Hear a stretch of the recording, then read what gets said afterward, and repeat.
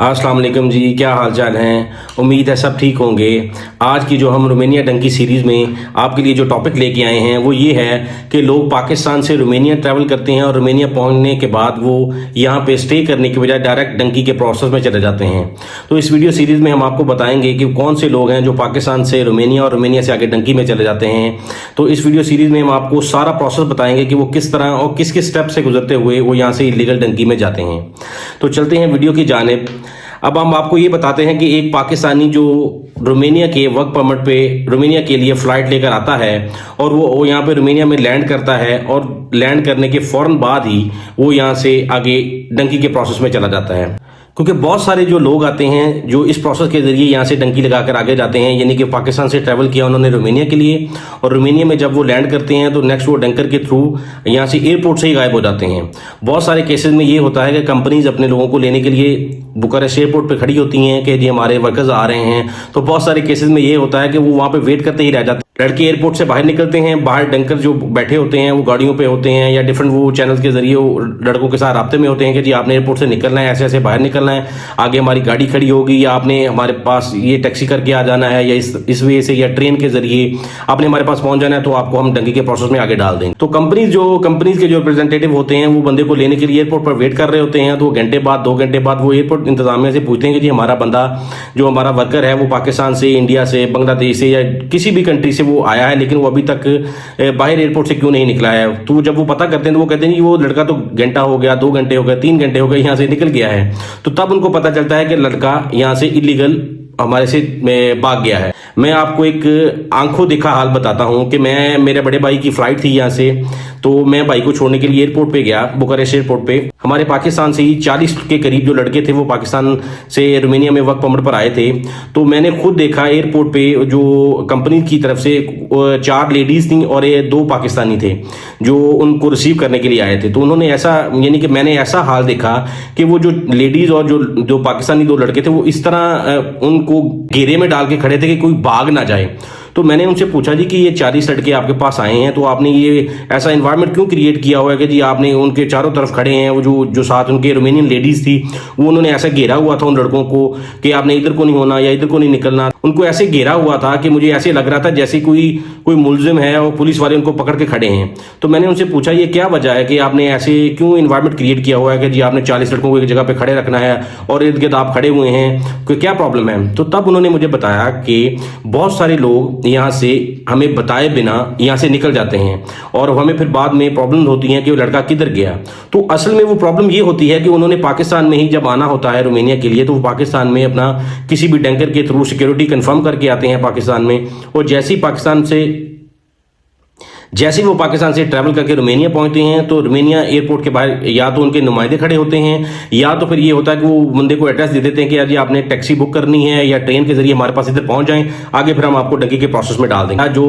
पाकिस्तान से इस माइंडसेट के साथ आया कि मैंने रोमानिया में नहीं रुकना और यहाँ पे रोमानिया पहुंचने के फौरन बाद मैंने डंकी के प्रोसेस में चले जाना है, तो वो एयरपोर्ट से ही स्लिप हो जाते हैं। तो एयरपोर्ट से स्लिप होने के बाद वो फिर डंकी के प्रोसेस में चले जाते हैं। और दूसरे केसेस में अगर वो एयरपोर्ट से अब हमारे पाकिस्तानी भी बहुत होशियार हैं, तो लेकिन अगर पाकिस्तानी होशियार है तो यहाँ के एजेंट्स भी जो हैं, जो कंपनीज वाले हैं वो भी होशियार हैं। इस वजह से उन्होंने वो 40 लड़कों को घेर के खड़े हुए थे कि कोई भाग ना जाए। अब ये है कि हम हैं तो पाकिस्तानी हैं ना, या हम एशियंस हैं, इंडियन, श्रीलंकन या बांग्लादेश, किसी भी कंट्री से जब आते हैं हमारा अगर माइंडसेट ये क्लियर है कि हमने यहाँ पे नहीं रहना, हमने यहाँ से डंकी लगा के आगे चले जाना, कोई भी कुछ भी कर ले हमें रोक नहीं सकता। तो असल में दूसरे स्टेप में वो क्या करते हैं, जब वो कंपनीज वाले उनको एयरपोर्ट से रिसीव करके लेके जाते हैं, अपनी लिविंग पे लेके जाते हैं, रिहाइश पे लेके जाते हैं। कुछ केसेस में ऐसा होता है कि वो पहले आपको बुखारेस्ट में 1 या 2 दिन के लिए स्टे करवाते हैं क्योंकि आपने फ्लाइट ली होती है। फ्लाइट लेने के बाद आपको कम 10 या 15 घंटे की फ्लाइट होती है, तो आपको 1 या 2 दिन के लिए बुखारेस्ट में ही स्टे करवाते हैं, किसी होटल में करवा देते हैं, किसी हॉस्टल में करवा देते हैं, या उनकी अपनी जो कंपनीज की रिहाइश होती है या एजेंट्स की जो रिहाइश होती है वो वहाँ पे आपको स्टे करवाते हैं 2 दिन के लिए। और इसके बाद फिर वो ये होता है कि डिफरेंट कंपनीज के लोग होते हैं, तो हर कंपनी वाला अपनी जो कन्वेंस लेकर आता है वो अपने जो भी 4 लड़के, 10 लड़के या 15 लड़के या 40 लड़के एक ही कंपनी के हैं, तो वो अपनी कन्वेंस का इंतजाम करने के बाद वहां से उन लड़कों को लेके जाता है। तो अब ये होता है कि लड़के जब वो किसी होटल में या किसी बिल्डिंग में वो जो लेके जाते हैं उनको 2 दिन के रेस्ट के लिए, तो वहां से ही निकल जाते हैं। अब आ जाएं पहले स्टेप में, तो वो एयरपोर्ट से ही निकल गए। दूसरे स्टेप में जब वो उनको रिहाइश पर लेके जाते हैं जो बुखारेस्ट के अंदर ही होती है, तो वहां से निकल जाते हैं। अब तीसरे स्टेप में अगर वो पहले स्टेप में भी भागने में कामयाब नहीं हो सका, दूसरे स्टेप में भी भागने में कामयाब नहीं हो सका, तो तीसरे स्टेप में जब बंदा अपनी कंपनी में पहुंच जाता है, तो कंपनी में पहुंचने के बाद वो पहले दिन या 2 दिन या 3 दिन अपनी काम पे भी जाता है, और 3 दिन के बाद वो कहता है जी मेरी तबीयत खराब होगी, आज मैंने नहीं जाना। तो बाकी सारा जो स्टाफ होता है वो काम पे चला जाता है। वो बाद में जैसे ही वो कंपनी के जो दूसरे वर्कर्स होते हैं वो काम पे जाते हैं, तो वो पीछे से अपना स्लिप हो जाते हैं, भाग जाते हैं, अपनी जो लिविंग होती है कंपनी की, जो अकोमोडेशन होती हैं, वहां से भाग जाते हैं। और एक दूसरी जो बहुत ज्यादा ऑब्जर्वेशन में चीज आई है कि जब आप ये समझिए कि जब पाकिस्तान से कोई भी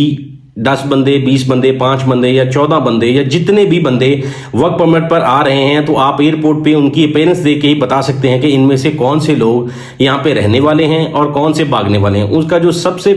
एक पैरामीटर है किसी को चेक करने के लिए कि ये रोमानिया में रुकने के लिए आया है या भागने के लिए आया है, तो आप सिंपली ये देखें कि उसके पास लगेज है या उसके पास हैंडी है।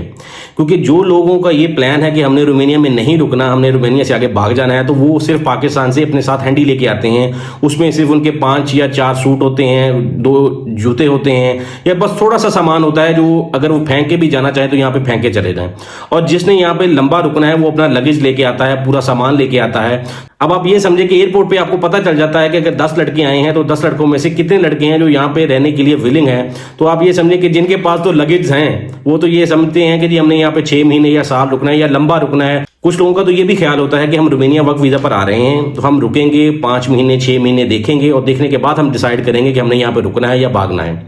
अब एक और दूसरी जो बड़ी रीजन है पाकिस्तानी क्यों रुक रहे हैं यहाँ पे, जो सबसे बड़ी दूसरी वजह है जो हमारे लोग यहाँ पे रुकते हैं, वो बड़ी वजह ये है कि पहले तो हमारे पाकिस्तानी लोगों को ये पता ही नहीं था कि यहाँ पे आके अपना ड्राइविंग लाइसेंस एक्सचेंज करके आप रोमानियन ड्राइविंग लाइसेंस ले सकते हैं। और अगर आपके पास रोमानिया का ड्राइविंग लाइसेंस है तो वो पूरे यूरोप में आपका वैलिड है। अब बहुत सारे लोग जो डंकी लगाना भी चाहते हैं तो वो पाकिस्तान में आते हैं। उनका पहला जो टारगेट होता है वो ये होता है कि एज सून एज पॉसिबल वो अपना ड्राइविंग लाइसेंस एक्सचेंज करवा लें।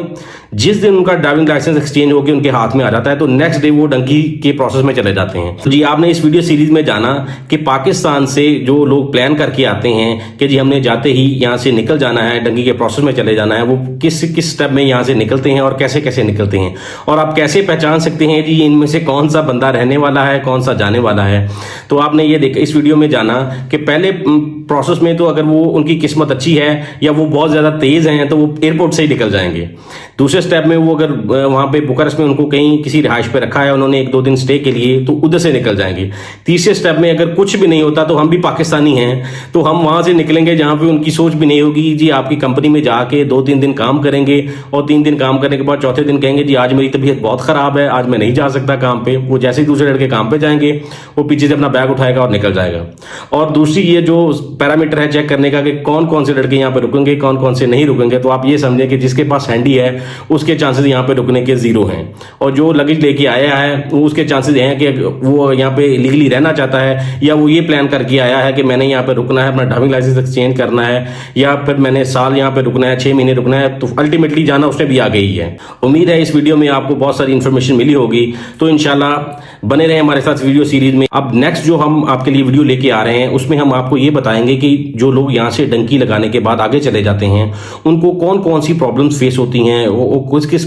जो डिफिकल्टीज उनके लिए जो आगे जब वो किसी और कंट्री में इलीगल ट्रैवल करके चले जाते हैं तो कौन कौन सी डिफिकल्टीज वो फेस करते हैं। तो हम नेक्स्ट वीडियो में आपको डिटेल से वो बताएंगे कि वो कौन कौन सी प्रॉब्लम है जो जाके लोग फेस करते हैं। तो बने रहें हमारे साथ वीडियो सीरीज में। तो मिलते हैं वीडियो सीरीज की नेक्स्ट वीडियो में। अल्लाह हाफिज।